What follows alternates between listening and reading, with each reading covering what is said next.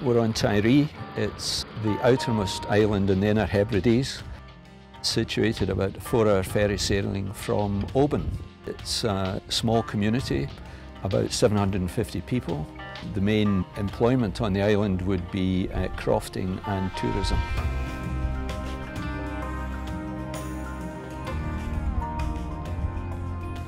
Tiree, as you can see, as well as being one of the sunniest places in Britain, which it is also, as you can hear, one of the windiest.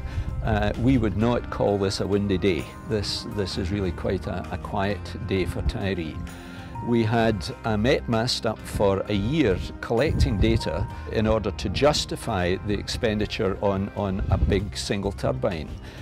We produced an efficiency rating of something like 44%, and if all goes according to plan, we will have one of the most efficient wind turbines in the whole of the UK.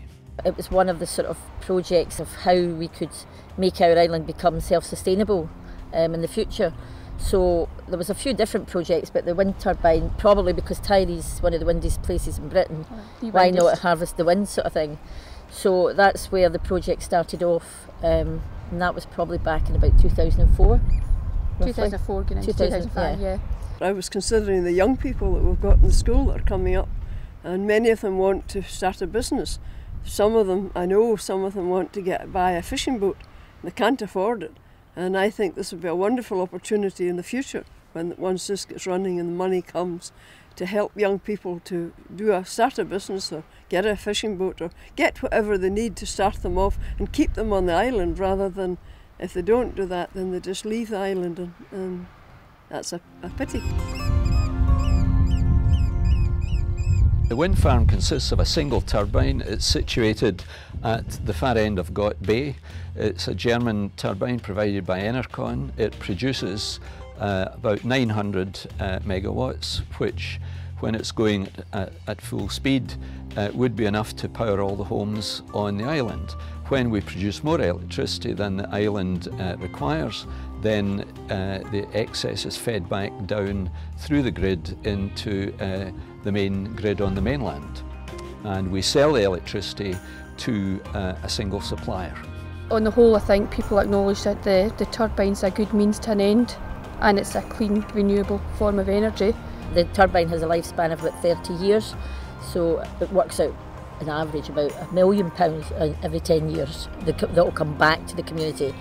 No, you know, that's all profit. If it hadn't been for the Co-op Bank providing the finance, but also persuading Enercon, the turbine supplier, to give Tiree a turbine, then we wouldn't have a turbine on the island just now. Some people thought it was just going to be horrendous.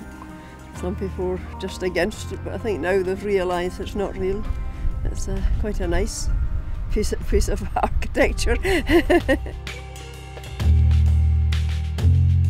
Last year, for its first full year, was the second highest output of any Enercon turbine in the whole of Europe.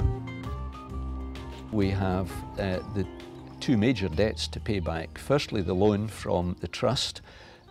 When they got the money from the big lottery fund, they lent that to the turbine company. We will repay that loan with interest. They will then have that money to use on community projects. Similarly, we have the loan to pay back to the Co-op Bank. That will take probably between 10 and 12 years. After the loan is paid back, then significant sums of money each year will generate profits for the turbine company. We will gift aid the profits to the trust because they're a charity, and they will then have this money available for community projects.